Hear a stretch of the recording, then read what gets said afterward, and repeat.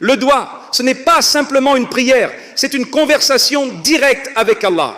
Une conversation intime, privée, où il n'y a ni intermédiaire ni barrière. Peu importe où tu te trouves, peu importe les circonstances, tu peux toujours lever les mains et lui parler. Dans les moments de joie comme dans les moments de peine, tu peux lui confier tes espoirs, tes craintes, tes besoins, même les plus profonds.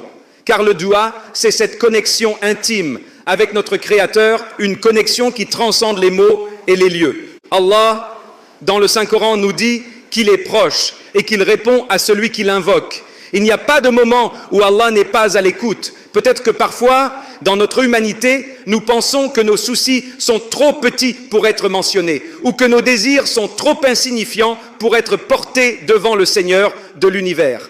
Mais il n'en est rien. Allah écoute chacune de nos supplications, même lorsque nous pensons qu'elles sont trop petites, trop simples, trop banales. Chaque doua que nous faisons est accueilli par sa miséricorde. Imagine un instant le Créateur des cieux et de la terre, celui qui a façonné les montagnes, qui maintient l'univers en équilibre, est à l'écoute de chaque mot que tu prononces dans ton doua. Cela semble presque inimaginable, mais c'est une vérité absolue. C'est une preuve de sa miséricorde infinie, une preuve que son attention n'a pas de limite, que sa compassion s'étend à chaque être humain, peu importe sa situation, son histoire ou ses fautes. Le prophète Mohammed, paix et bénédiction sur lui, nous a rappelé l'importance du doua à travers de nombreux hadiths. Il nous a enseigné que le doua est l'arme du croyant, une arme qui peut tout changer. Dans un monde où nous nous sentons parfois impuissants face aux événements, le doua nous redonne du pouvoir. Il nous permet de placer notre confiance en celui qui a le contrôle absolu. C'est dans le doua que nous trouvons la force, car il nous permet d'admettre nos propres limites et de nous reposer sur la puissance infinie d'Allah. Lorsque nous faisons du doua, nous affirmons notre foi en Allah. Nous lui disons « Ya Allah, je sais que tu es capable de tout, que tu es le Seigneur de l'univers et je me tourne vers toi parce que je crois en ta miséricorde, en ta sagesse et en ta puissance. » Nous déposons notre fardeau entre ses mains avec la certitude qu'il sait ce qui est le meilleur pour nous, même si parfois cela ne correspond pas à nos attentes immédiates. Le doua, c'est aussi un acte d'humilité. Lorsque nous faisons du doua, nous reconnaissons notre propre faiblesse face à la grandeur de son pouvoir. Nous reconnaissons que malgré nos efforts, malgré notre intelligence ou nos plans, nous dépendons entièrement de la volonté d'Allah. Et cette reconnaissance, cette soumission sincère est une clé vers la sérénité. Car une fois que nous avons confié nos préoccupations à Allah, une paix intérieure s'installe en nous. Nous savons que, quelle que soit la réponse, elle est entre les mains d'Allah et qu'il n'y a pas de meilleur endroit pour nos préoccupations. Le doua, c'est aussi un moyen de trouver la paix intérieure. Dans ce monde où le rythme effréné de la vie, le stress, l'angoisse et les préoccupations semblent constants, le doua se présente comme une véritable oasis pour l'âme. C'est un moment de répit où nous pouvons déposer tous nos soucis, nos peurs et nos incertitudes devant Allah, sachant avec certitude qu'il est celui qui détient la solution à tous nos problèmes. Ce n'est pas seulement un acte d'adoration, c'est aussi une libération émotionnelle, un moyen de délester notre cœur de tout ce qui l'alourdit. Quand nous faisons du doua, nous créons un espace de tranquillité au milieu du tumulte de la vie. C'est un moment où même dans le chaos, nous pouvons retrouver une certaine sérénité en sachant qu'Allah s'occupe de tout. Nous confions nos difficultés, nos espoirs, nos regrets, nos peurs à celui qui peut tout gérer, celui qui est plus proche de nous que notre veine jugulaire. C'est dans cette intimité avec Allah que nous trouvons la paix, car nous savons que rien n'est hors de son contrôle.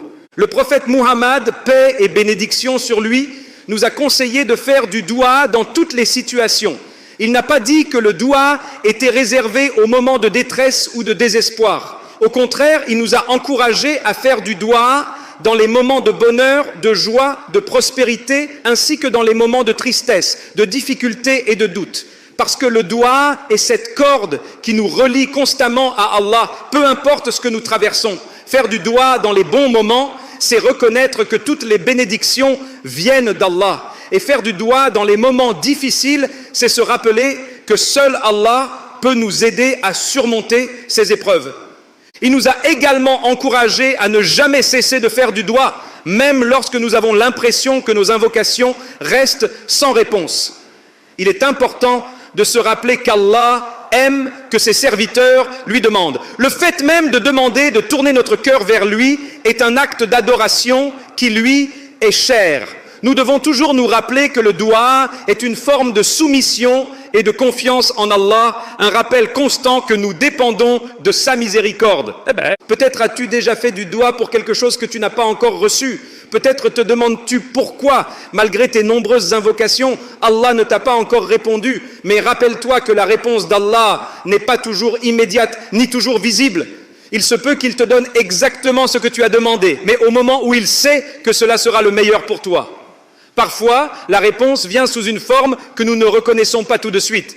Parfois, Allah te préserve de quelque chose de mauvais en échange de ton doua. Il se peut que ce que tu demandes ne soit pas ce dont tu as réellement besoin ou que cela puisse te causer du tort à long terme. Dans sa sagesse infinie, Allah détourne cette épreuve de toi, même si tu ne le réalises pas. C'est là que la confiance en Allah devient essentielle. Nous devons croire qu'il sait mieux que nous ce qui est bon pour nous.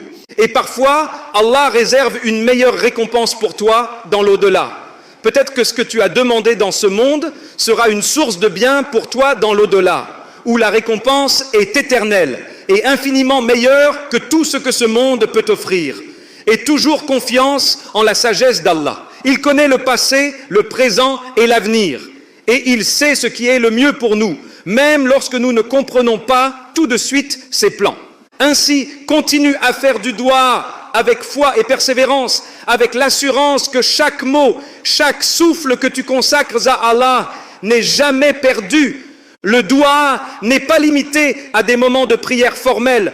Contrairement à ce que l'on pourrait penser, il n'existe pas de moment unique ou spécifique pour invoquer Allah. En réalité, tu peux faire du doua à tout moment de la journée, dans n'importe quelle situation. C'est l'une des beautés de cette pratique. Elle s'intègre dans notre quotidien. Elle devient un compagnon constant qui nous rappelle la présence d'Allah à chaque instant de notre vie. Que tu sois en train de conduire, de marcher, de travailler, ou même dans les moments les plus ordinaires, tu peux toujours lever ton cœur vers Allah et lui parler. Il n'y a pas de barrière, pas de conditions formelles qui t'empêchent de faire du doua. Lorsque tu conduis, par exemple, au lieu de te perdre dans tes pensées ou dans les distractions du monde, tu peux saisir l'occasion pour te tourner vers Allah, pour l'invoquer et lui demander protection, guidance ou bénédiction. Lorsque tu travailles, même si ton esprit est concentré sur tes tâches, tu peux dans ton cœur et dans ta pensée diriger quelques mots vers Allah, lui demander qu'il facilite tes efforts, qu'il t'accorde succès et tranquillité d'esprit. Avant de dormir, dans ce moment de calme où le monde extérieur commence à s'éteindre, c'est l'occasion idéale pour faire du doua, pour remettre ta nuit entre les mains d'Allah, pour demander sa protection durant ton sommeil et pour le remercier de t'avoir guidé et protégé tout au long de la journée. Et surtout, n'oublie pas de remercier Allah dans tes douas. Nous sommes souvent enclins à faire du doua pour demander, pour solliciter ce dont nous avons besoin, que ce soit des biens matériels, des solutions à nos problèmes ou des bénédictions spécifiques. Mais il est tout aussi important, sinon plus, de prendre le temps de remercier Allah pour toutes les bénédictions qu'il nous a déjà accordées. Le doua, ce n'est pas seulement demander, c'est aussi exprimer ta gratitude. La gratitude envers Allah est un acte d'adoration puissant. Remercie-le pour chaque petite chose, chaque souffle que tu prends, chaque moment que tu vis. Le simple fait d'ouvrir les yeux chaque matin est une bénédiction énorme. La santé, la famille, la sécurité, la foi, la nourriture, tout cela vient d'Allah. Parfois, nous prenons ces bénédictions pour acquises, sans réaliser à quel point elles sont précieuses. En intégrant la reconnaissance dans nos douas, nous renforçons notre relation avec Allah, car nous reconnaissons sa générosité infinie. Le prophète Muhammad, paix et bénédiction sur lui, nous a enseigné que la gratitude est un chemin vers plus de bienfaits. Allah dit dans le Coran, si vous êtes reconnaissant, je vous accorderai encore plus. Sourate Ibrahim 14:7. En exprimant notre reconnaissance, nous ouvrons la porte à davantage de bénédictions. Cela change également notre perspective sur la vie. Au lieu de se concentrer uniquement sur ce que nous n'avons pas, nous apprenons à apprécier pleinement ce que nous avons déjà. Chers frères et sœurs, faisons du doua une partie intégrante de nos vies. Que cela devienne un réflexe dans chaque situation que nous rencontrons. Car à travers le doua, nous renforçons notre foi, nous nous rapprochons d'Allah et nous trouvons la paix que nous cherchons tous. Que nos douas soient toujours sincères, pleins de foi et qu'Allah les accepte. Assalamu alaikum wa rahmatullahi wa barakatuh.